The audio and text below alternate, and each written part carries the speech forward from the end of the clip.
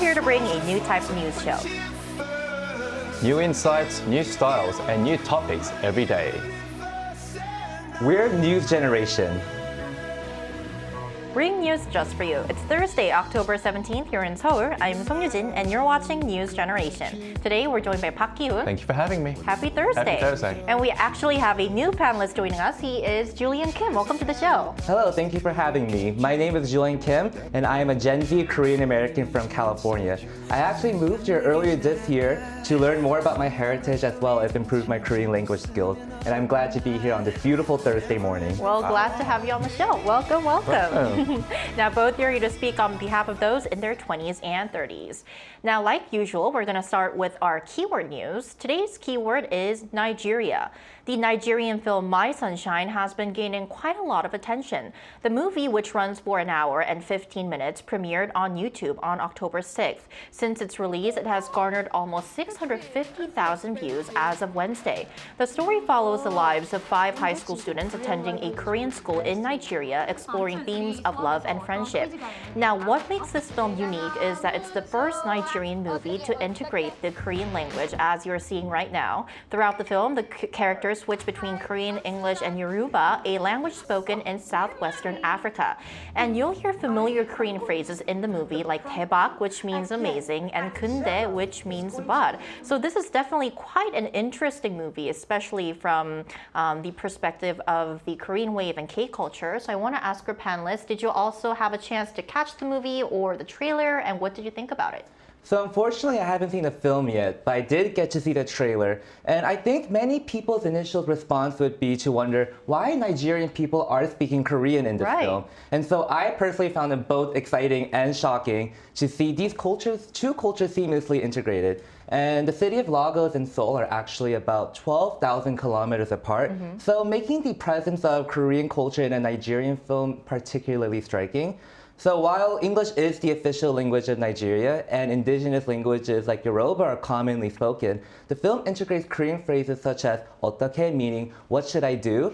And instead of mom or aya, which is mom in Yoruba, they say a Korean word for mom, which is 엄마. And alongside these Korean phrases, the film also features Korean text and K-drama tropes throughout. The film serves as a great example of cultural fusion, showcasing two unlikely cultures, highlighting various aspects of both Nigerian and Korean traditions.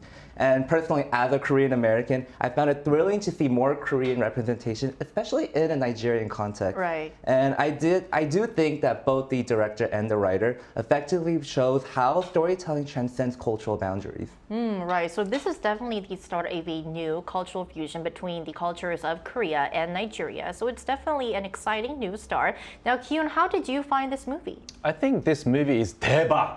대박. What does 대박 mean? It means like the best. Amazing. It's amazing, yeah. And I love the line from the trailer where the teacher, the person who plays the teacher role, says Korean language is one of the best in the world.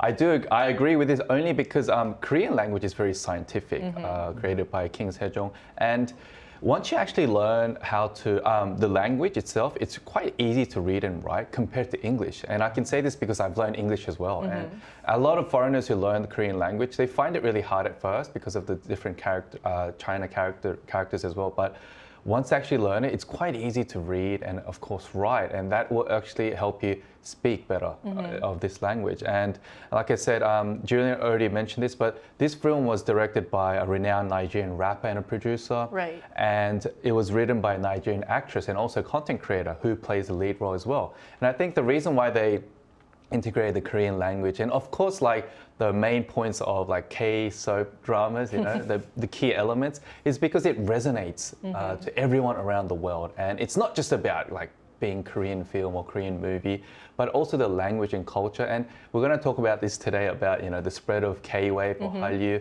And it's great to see that, you know, like country like Nigeria, we're not really familiar with Nigeria because it's so far away, like physically distant. But because of this soft power, we're finding more connection with, you know, countries all over the world. And I think Korea in turn can maybe incorporate this kind of concept as well. Right, Nigerian culture in a Korean movie. Because the K-dramas and movies, it's so big in Korea, obviously, and across the world. So maybe integrating different languages into our own dramas could be a unique thing and something fun to watch moving forward. Right. Hope we can see more cultural exchanges between Korea and Nigeria and with other countries. Now, if you're interested in the film, you can once again check the movie on YouTube. And that was our keyword news for this Thursday. So we're now going to move on to our main discussion of the day. Now, with our regular fall reshuffle every Thursday, as Ki-yoon just mentioned, we'll be focusing on the Korean wave or Hallyu and the global appeal of Korean culture. So for more on today's topic, take a look at the screen to find out more. The impact of the Korean wave is growing rapidly. Recently, a primary school in the United Kingdom added K-pop dance and taekwondo classes to its curriculum. Today on News Gen, we're going to look into how big the Korean wave has become in Europe.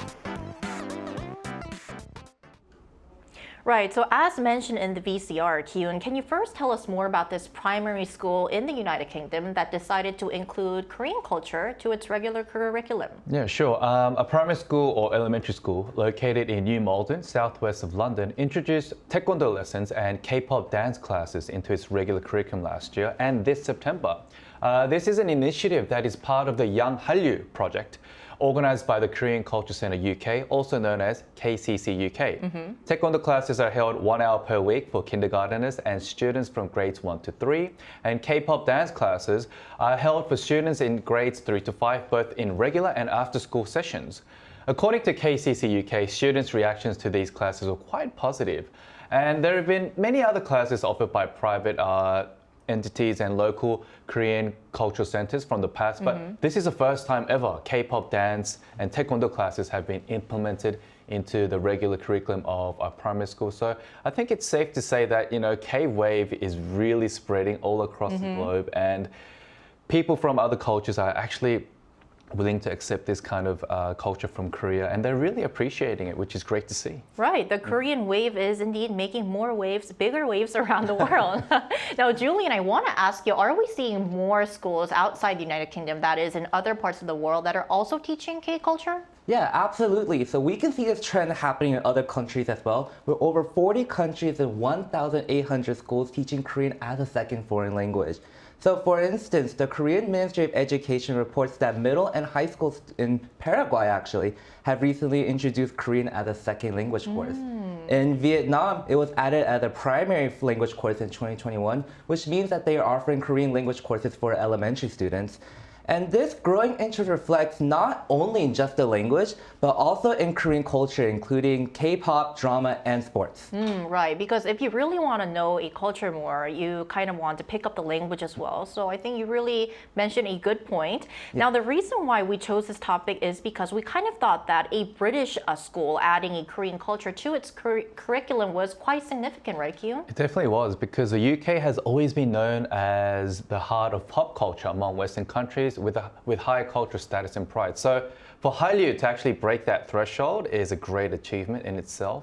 And according to the annual Global Hallyu Status Report in 2021, up until the year 2020, the UK was the only country out of the total 18 countries that ranked in the minority interest zone, meaning that they didn't show that much interest in K-wave, obviously scoring a very low index point. Right. But from 2021, the country elevated to the Hallyu spread zone, meaning that obviously they started showing greater interest in K-wave.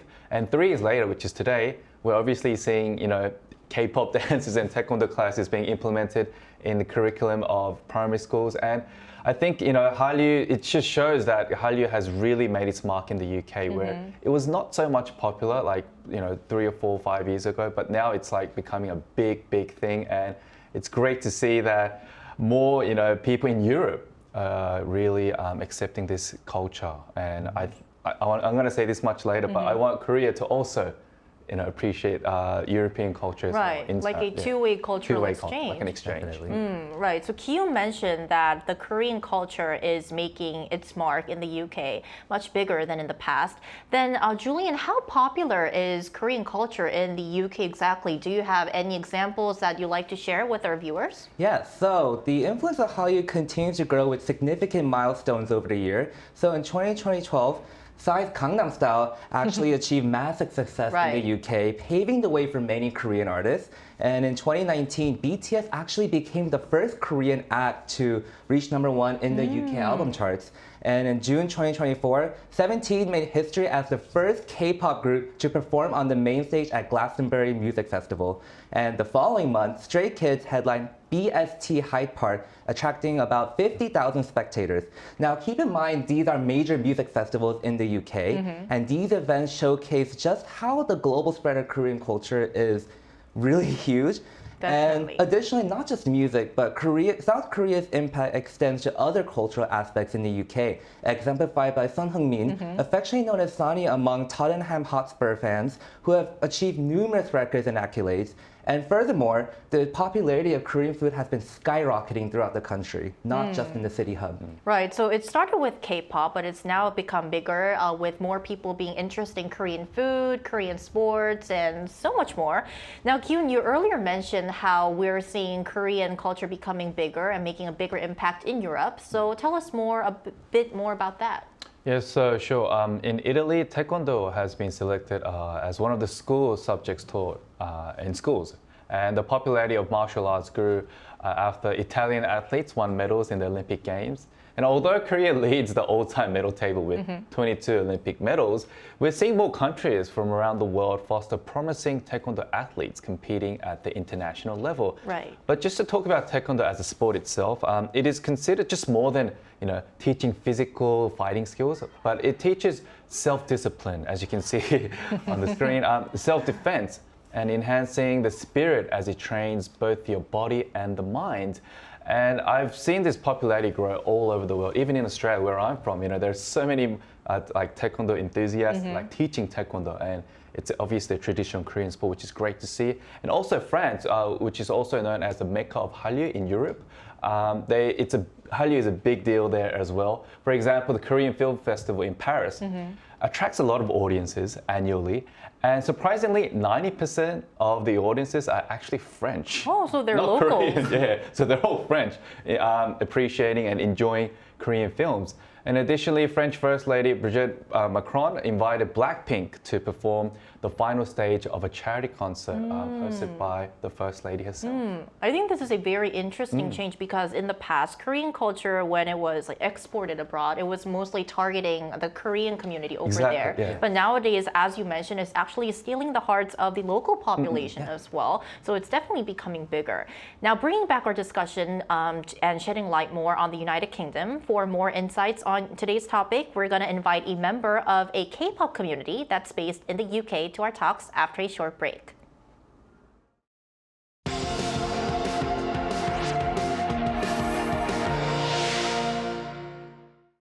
NewsGen wants to hear from you. Go to YouTube and search our channel Arirang.News. Click Community and leave a comment down below. Make a new type of news with us. We're back. Today, we're joined by Hani Radwan Radulescu, a member of the UCL K-pop Society based in London, UK. Welcome, Hani, to the show. Thank you for having me. Great. Thank you so much for joining us. So our first question for you, Hani, is how did you first come across K-pop and what made it so fascinating for you to join a community? Yeah, so my first time hearing about K-pop was back in my first year of high school. So I remember trying to make friends, and then I approached this one girl, and one thing led to another, and then we started talking about BTS, and then I was like, "What's that?" And one thing led to another, BTS to Blackpink to Red Velvet, and the rest is history. Okay, Hani, the Korean wave seems to be growing steadily in Europe. How big is it right now? And have you noticed a significant increase in interest over the past few years? Yes, I agree that the Korean wave is definitely growing steadily, especially here in the UK, particularly in London. You'll see a wide range of different age groups, enjoying K-pop and, just having fun. And especially, for example, back home in Romania, I know there's been a noticeable cultural shift from, people kind of mocking Korean media to actually starting to appreciate it. So in general, I would say yes, but also I feel like there's still room for improvement across the whole of Europe. Honey, I have a very like an impromptu question.